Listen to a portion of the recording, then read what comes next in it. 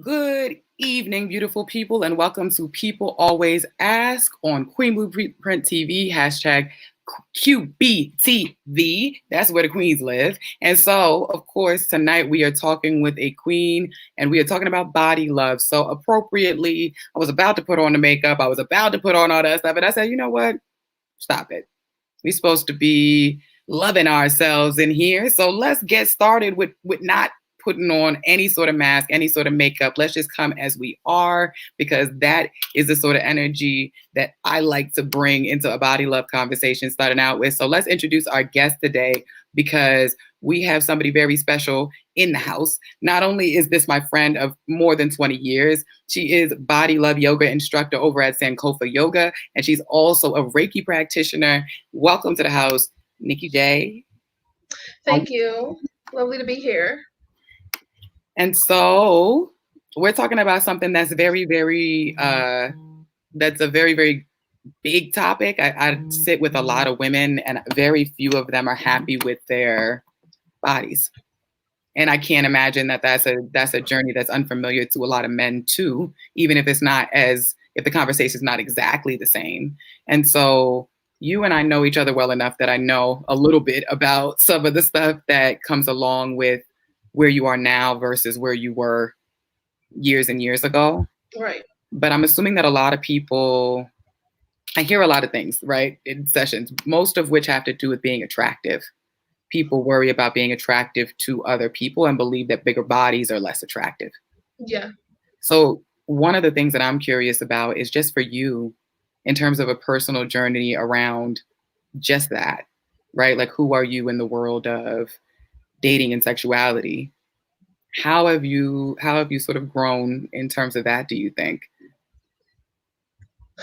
I would say I've grown a lot. It definitely used to be a place of like not thinking that like I was attractive to anybody. And then like understanding, okay, to some people, like, to like creepy old men and stuff, but it's like whatever. But like to someone that I actually desired, it was like, yeah, like I don't think that that's about to happen for me. And it's something that I still deal with now, but it's like before maybe like that's where I used to live all the time, and now maybe I just like visit it from time to time. But it's like it's something that I think is just it's definitely something I've carried like for a while. So like it's been here, and like it's a process. And when you say that you feel like you've carried it for a while, how long do you actually think you've had an awareness of that sort of part of this, of feeling like people wouldn't be attracted to you? I mean, maybe middle school, I guess, because maybe like that, or maybe elementary. I don't know, elementary, at whatever age at which it's like, oh, boys, like whatever that age comes around. Yeah. It's probably just like, yeah, this ain't about to happen for you, shorty. When you think about your weight as a part of a conversation for yourself, like an inner conversation for you, how long has that conversation been going on? Since before even the attractiveness was in the question? Oh yeah, like that's been like early childhood. I don't even have like a like when it came about. I guess way being honestly, okay, I guess when I was in like I want to say when I was in the first grade, I remember I was like standing up in front of the class, and then I don't know what I was presenting or whatever, but this boy was just like, "You're fat." And then it's like something I think before that I probably never really thought about it. Like I was just living my life. Right, being your best self. Just out here, just, doing me. And then it's like, oh, okay. And then it's like, I can remember like certain moments where it's like, yeah, like, like I wasn't even thinking about this until somebody pointed it out, and now I'm insecure about it. It's Yeah. like before, like, it's like, well, you could have kept it to yourself. I was fine. Well, it's interesting because now you do yoga, which is a really body-centered practice. How do you think it changes things? Yoga, it requires you to be present and in the moment. Like you have to be in your body. Like because so the postures that you practice in yoga are called asanas. Mm-hmm. So within asanas, you might have to take modifications. There might be certain asanas that your body's never going to do, or there might be certain, asanas that you will be able to do them, but like it might always be modified, or you might just have to modify it for the time being. And so one of the Mhm. things I remember that has just stuck with me since my yoga teacher training is that the instructor was like, she was saying how we have to enjoy like we can't lust after nailing poses. So it can't be Mm, like, oh, I'm gonna get this perfect, like a down dog is one of the poses. So like, okay, like I'm gonna get this perfect, or I'm gonna do like the perfect headstand. You have to be like, it might be a journey up until the way, and you have to like be present for that whole journey. And mm, because you can hurt yourself in yoga, especially if you're moving in and out of poses. Like if you're just like snapping out of a pose, like you really can hurt yourself. Like you have to like ease in and ease out. So it's like you have to be present in your mm, body the entire time. And so it's being intentional about doing that, mhm. for the duration of your practice. Do you think that just being present in your body makes you have a different relationship with it now? Absolutely. Because it's like before, if you're just like on autopilot, especially if you have like what you would consider to be like a negative relationship with your body, or like you hate it or you dislike it, it's like Yeah. you are constantly saying and doing things that are sending those messages to your body that like you hate it. Like you're Mm. just feeding it emotionally, physically, spiritually, on all levels. Like you're feeding it, just nastiness. That's an And interesting way to so, think of it, that it's actually like, from the energy to the behaviors to then what you actually consume, that all of that is actually caught up in the same idea of my body is trash, right? Like that there's something about mhm, this relationship that's negative that can manifest, which is a different way of thinking about it. When I hear about people talking about bodies, a lot of times I hear about a diet or an exercise plan or a life plan, right? mhm. Do any of that stuff? Oh, girl, been on like what is it? It's not Weight Watchers. That was like the first introduction as a young warthog to diets, When did you to all of actually that. see Weight Watchers? When do you think you brought Probably elementary school Are or you middle serious? school. In One of middle them. school? Definitely middle school. Oh, wow. I didn't realize that at all. Definitely middle school. So you're navigating middle school lunches. What were Counting points and stupid shit. Like, counting points at 11, just trying to make life difficult.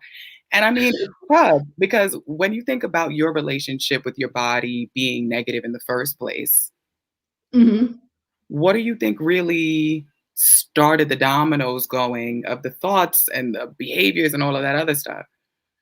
I mean, I think it's like a societal thing, and even just like, a familial thing. And it's like, um just like comments people are going to say about your body, comments people are going to make about you, make about how you're eating, like just like all of that, like your how you're eating, your appearance. And it's like, now that I'm older, I understand that people was, it was love, it was them showing love. It just may not have been in the healthiest way. What do you think the underlying assumptions are when people see your body? I mean, I think a lot of people think it's like, oh, it's negative, it's bad, it's unhealthy, like it Mm. needs to be changed. It's tough because I hear a lot of people talk to themselves that way. Yo, that self-talk, it's like I don't I don't really speak to myself like that anymore. Um, How did and you so transition? I mean, because the one of the things about it is it's somewhat automatic, and some of it is like, okay, I can notice it, but to actually start thinking differently and feeling differently about it, that takes time. mhm. What was the journey like for you? It was I want to say it was like I definitely remember a shift happening at like 25, but maybe like a little-ish before then. But there was just some point where I was like, yo, I want to love myself. Like I see people who just seem so confident, and I'm like, that's what I want. Like how do we get there? So I remember, well, one, I mean, like I've been journaling since elementary school, like probably since I could write, This is way back. you know? And so I remember, um, oh, I remember like writing like some poems, and then like it probably started with poems, and then it went to probably like affirmations, and then it was like, it was definitely things that at the time I didn't feel like, I didn't really connect with it at the time, but I was like, this is how I want to feel. Like, this is where I Mm. want to get to. And so, like I would just, like I would just do that. And then also just being honest with how I actually feel at the time. Mm. Like, the tone now, I guess like the tone of my journals at one point was definitely just a lot of like, it was just, it's, just like being very down, being very sad, especially when it comes to weight, when it comes to attraction, when it comes to, those kind of things. And now when I look through like my current journals within like the last few years, maybe like last couple years, it's more of like, it's just a love fest. Like, it's just me celebrating. Like, I'm like, yo, you're the bomb. Like, you're popping. Like, what you mean? Like, here's all the things. Like, it started, because it was like one time, I read this list the other day. And so it was on, because I remember it was in 2018. I was feeling like, yo, I haven't even done anything with my life. Like, I just felt like I was in the same position, working at the same job, whatever. And then I was like, wait, that's not true. So I wrote down all the things I had accomplished that year. And so I Mm. just read that list the other day. And one of them was, I did like 2 yoga challenges, 30-day yoga challenges that year. And it was like, the year wasn't even over. And so it was like, okay, like, just recognizing your own achievements. Yeah. It's interesting though, because there's studies that show it's harder for people to sink in good moments than bad ones. Right. So then we go to sort of like those moments that people are like, oh, well, I'm just worried about your health. So why don't you try, these little things that are passive, but they're harmful because you're already in a place where it's like, I'm trying. I know me. Right. I'm good. Like, I don't Right. really need you to give me advice on my own body. But the secondary part of this is then when good stuff happens, it feels like it's harder to sink in that than the fact that the bad stuff is true. Because what you said at the beginning is kind of interesting. Like, I would say it even though I didn't really believe it at first, Mm-hmm. which is, I think a lot of people struggle with that. They're like, I'm saying it, but I don't really feel it. Yeah. I mean, when I first started, I remember, I think like when I first started doing affirmations, I think my sister had suggested it to me. And so I was like writing out some things like in a journal. And I was like, this is stupid. Like, I'm like, this feels silly. Like, what is this? And then I mean, I don't know when I came back to them, but it was like, well, now I be listening to Louise Hay at night. That's the girl. Louise Hay, okay. Yes. And so Louise Hay, I be listening to her stuff on YouTube, and she has 101 power thoughts, and she just has like all these affirmations. And so in one of the videos that I had watched, she had said, she was like, of course affirmations feel weird in the beginning because you're not used to them. Like, it's Yeah. something new. And it's like, if you're at a point now which if you're trying to start this journey, like, think of how many years you've been hating or disliking or whatever, possibly like just talking trash about yourself and your body. Like, you've already built that muscle. It's a habit. Yeah. This is a good point. So Cecilia is saying yoga helps release those trapped in bad moments. That's why I love it. Yes. Yeah, like the all of our like emotions that we have had, our thoughts, all of that, like, it's stored in your cells, in your body. And so yoga, like with focusing on your breath, and then even just certain postures are good for certain things. Like, like they say like women store a lot of emotions in their hips. So like hip opening poses, like if you're doing one that's like opening your hips or whatever, emotions could come out, and you might be on your back crying. It might take you somewhere. It might, you might have to, take a moment of rest to collect yourself before you could come back. And so it's like, different postures are good for different things. And so it's like a lot can come out Well, during yoga. this makes me wonder, for you, have you had any like emotional sort of moments or breakthroughs in particular poses? Like, has that actually happened over the course of you deepening your practice? I haven't in the sense of like something related to my body, but I have in relation to like it was like there was a situation that was going on with a friend at the time, and I was just, I'd be overthinking, and I was like just really stressing about it, really anxious about it, really, just really like it was taking up a lot of my energy. And so I was like, you know what? I'm about to go to yoga. I'm about to enjoy this. Like, I'm about to be present. And so it was like literally while I'm on the mat, it came to me. It was like, yo, like this person is not doing this to you because they want to get on your nerves, because they hate you, because whatever. They're actually doing it out of love. And I was like, oh, wow, and it was just like this huge moment of clarity. And I'm Mm, literally like in like whatever posture, like in the, and like I had forgot about it up until that point, because that's what yoga does, is like, I mean, you check out.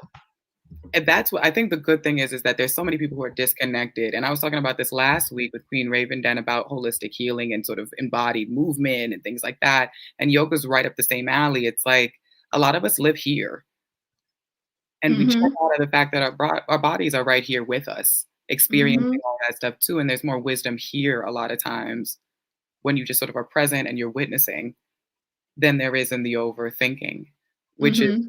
so counterintuitive in America because people be like, think about it, focus on it, make sure that you always 2 steps ahead. Right. And that's even like, with like toxic manifestation. It's like, people like manifest it, think about it, do this and do that, and blah, blah, Wait, blah. hold on a second. Say that again now. Toxic manifestation. Toxic Let's manifestation. slow that down. What do you think that is? It's like when people would get too focused on like manifest, manifest, manifest, like you got to be making goals, you got to be making lists, you got to be doing affirmations, you got to be doing this, you got to be doing that, like you got to be doing all these things. And it's like sometimes you just got to chill. Mm, One of the good things, rest. yeah, like one of the things in so yin is a form of yoga, Mm, and it's slow paced love most your of the yoga. time. Yeah, girl, like most of the time you don't even get off the mat, you know what I mean? Like you're not doing any standing poses, like it's like a deep stretch, like it's just like it's magnificent.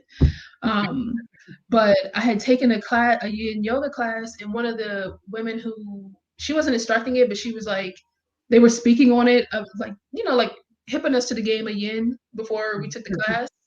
And so she said a phrase, strive to achieve, relax to receive. And Mm, so it's like, yeah, with manifesting and with aligning and with whatever it is you want to see in your life, like you're gonna have to put in effort. So that's where the striving comes from. But you also have to chill. Like you have to take a breath. Like you have to relax. that's a spiritual kind of connection to it too. And I mean, yoga is not a totally divorced from spirituality practice at all. It shouldn't be anyway. Pretty much. And for me, it's like that's the thing that I love about yoga, is that it's mental, physical, emotional, spiritual. And so like when it comes to the spiritual aspect, it's definitely like I had to start practicing with people who I was trying to be led by spiritually. Mm, that And so, we have a complex question. okay. So I'm gonna ask you it because we only have about 10 minutes left and I want to see what you have to say. Sorry to be bombing the questions. It's okay, Cecilia. Don't worry about it. I do have a question. I have trouble turning people onto mindfulness who experience mental dis-ease, right? Which a really compassionate way, right, of sort of expressing the distress that a lot of us go through. Not so much anxiety, but multiple personalities or things where they already have associated their mind as the enemy, right? Like the way I think is actually I can't believe that. Which flow would you recommend for them? So if you feel like somebody's a very busy-minded person, very difficult for them to be with that, what would you recommend? So, I mean, one that this also depends on, their skill level, their body, like where they're at and what they can do. But I can kind of see, like, so something like yin that's more slow paced, that's like Mm-hmm. you just focusing on your breath, focusing on breathing, focusing on, like being into the room, especially with like, the point of like, like of a teacher who's gonna like take you through like calming down, through relaxing, through like breathing techniques where you're actually like focusing on your breath and you're in your body, so it's taking you out of your mind. Like, so yin, because it's slower pace and it's more restorative, it would be good. But I can also see like even vinyasa, like something more fast paced, because maybe that's a person who is like, maybe that's the kind of person who like they enjoy going to the gym because they can just like, they can, or they enjoy CrossFit because they're so, into it. And so with the vinyasa, it's more like there's a flow, it's more fast paced. Yeah. That person might really enjoy, like might really enjoy that because it just kind of Yeah. like speeds it up for them. And even with that, they're still, separating themselves from their mind, like they're still checked in with their body. So it's kind of Yeah. like either one could work. And I think It might be sometimes, whatever they need on that day. right. And usually they say people who are yang people, which means like high energy people, should really do more yin yoga. And people who are kind of naturally depressed or kind of naturally kind of have like a lower energy should do yang yoga. Because But the it'll bring them up. but the other thing about trauma is people who don't feel comfortable sitting in silence and being still, right? Mindfulness Right. doesn't have to start with stillness. Like you actually That be part. mindful and moving. And I think vinyasa is like a great combination. Mm-hmm. That sounds like Mm-hmm. moving, but also still breathing and focusing and not getting too caught up in all of that. Right. Because it's like some people in that aspect are going to need to like be moving more so that they're not sitting there, like the thoughts are not taking over. Well, so we are about to take a little break so that we can let some people know about the retreat that I have coming up, the Unplugged retreat, and just show a little video for that. But also, just as a takeaway, let's ask the question of the episode, right? If somebody sort of asked you where to start, I don't like my body. How can I start to love my body more? What's the sort of biggest advice that you have? I mean, the starting point would be gratitude. Mm, It's just being grateful for your body, being grateful for whatever it can do, that you even have one. Like, this body was created especially for you, nobody else in the world. Like, it's yours. And especially if you are able bodied, because, you can be walking today and not walking tomorrow. Like, a lot of things can happen between now and then. And it's like, okay, you gonna wish you had this body now. mhm, And so, and it's like not to be morbid, but it's just like, just being grateful for like the small mhm, things, like being able to use your hands, right. like just really checking in and in finding, it's like I'm sure you can find at least one thing each day to be like, yo, like I'm grateful for my body because like Mm. And I mean, to find one authentic thing that you genuinely feel grateful for. I think that's something about right. gratitude people kind of sometimes forget is if you're Mm-hmm. gonna say thank you, make sure you're actually telling the truth. They'll be like, well, at That least part. you got a job. You really grateful you got that job? Or you grateful you got a paycheck? Tell the truth in that gratitude list. So as we're kind of moving through this, the other thing I want folks to know is that there is a real thing about losing body privilege that comes along with a very big grief for a lot of people.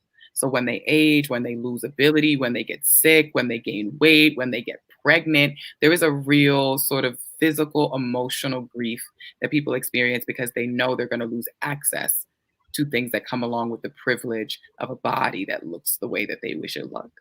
Right. So the experience that you're having is not unreal. It's not to say Right. that the world is not discriminatory. It's not to say that there isn't a bias. It's not to say that that stuff is 100% in society, right? Just like anti-Blackness is, right? Just like, disabilities and abilities are really not looked at sort of when we're constructing the world. Those sort of things, they're real. And Mm-hmm. you deserve to have an embodied and joyful experience of your life, Pretty much. and this is the vessel. And the vessel is going to have to go through a lot, but you're still in there. Your spirit's still in there. So it's such a big deal to be able to tend to the whole self. Yeah, yeah. And I think also I would say, um, really like focus on your health as opposed to your Mm. appearance, Hmm. and kind of just shift gears in that way. If you are trying to, love your body, it's like that's mental, physical, emotional, like from a holistic perspective. Yeah. So why don't we take a quick break and then we'll be right back after we take a little second to watch a sort of message from our Our sponsor. sponsor.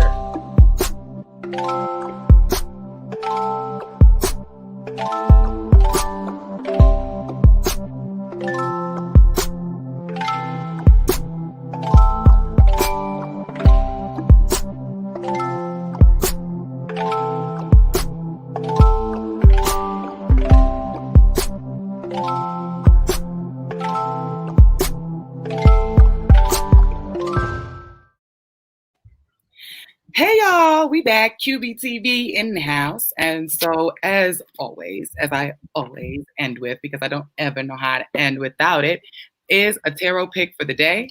Ooh. Yes, and we are familiar with this deck. It is by African-American illustrator Andrea Furtick. It is the Afro Goddess Tarot Arcana set. Oh, Yes, cute. ma'am. And so today we are just getting into our tarot pick of the dia. And so one of the things that we ask the ancestors at the end of every single episode is it something we forgot? Is it something we need to mention? So that people who are watching this episode about body love and about loving their bodies more could walk away with what they need today. And Here for it. so we're going to pick from this beautiful deck. Lovely. And so this is what's coming up. Ooh. This is the Five of Cups. So I want you to look at it carefully because the picture on tarot cards are just as important as the description. Right. You can see her crying. There's a woman looking, right, at spilled cups in front of her crying. And behind her are two full cups at which she's not looking at all. And so the Five of Cups tells us that the Five is consumed with regret and disappointment. So this is what this card is about, right? Being consumed with regret and disappointment. She's crying over 3 cups that are spilt, and so much so that she has no idea that there are 2 full cups right behind her. In the distance, there's a bridge providing passage from this barren place to a place of fertility and growth. If this goddess could just wipe her tears and turn around, she could see all that she has left and a new path to a better place. The Five of Cups can indicate that you're crying over spilt milk. Something that you had faith in may not have gone your way has left you debilitated by emotions of failure. And so, goddess, all is not lost. If you look around, you may see you have other full cups. You need to let go of those spilt cups and forgive yourself for the past. Forgive the past. Forgive what's happened, because what has happened has happened. Take what you have and go on. And so, our Five of Cups card, pretty appropriate. Mm-hmm. Use what you do have.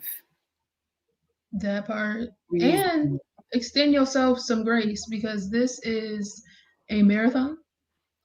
It's a process. It doesn't, like one day you might look in the mirror and be like, Look at this. sickening.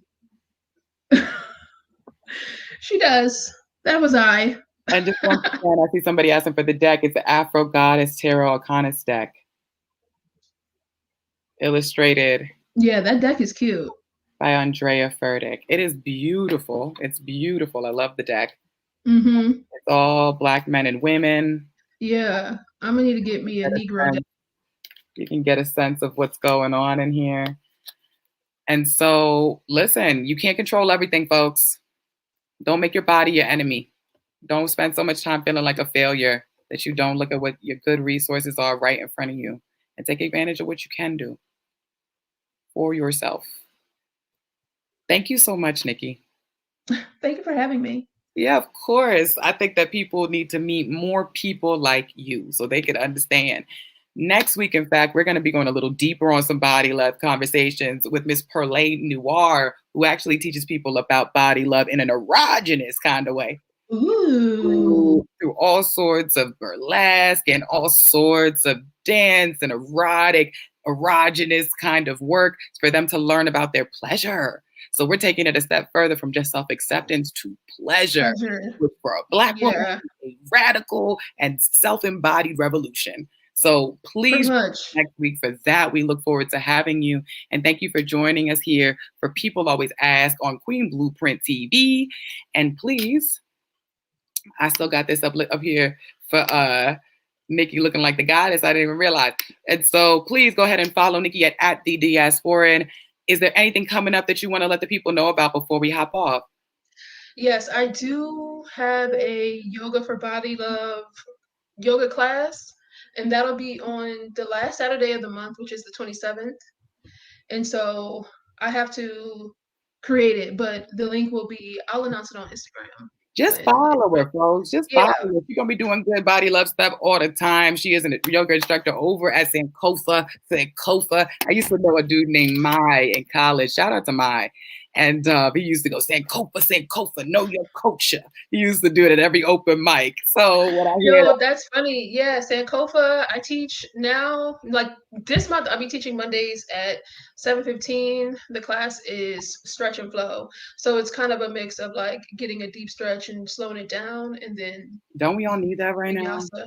Listen. Don't we all need that right now? So please go love yourself at the end of the month with the Diasporan. Nikki's in the DC area, so when we open back up, that is where she is going to be practicing and teaching. And I'm assuming virtual stuff will still be happening. So For y'all can sure. go catch her there. Have a wonderful night, and thanks for joining us, y'all, on Thank you. Queen Blueprint TV, where the queens live. See y'all.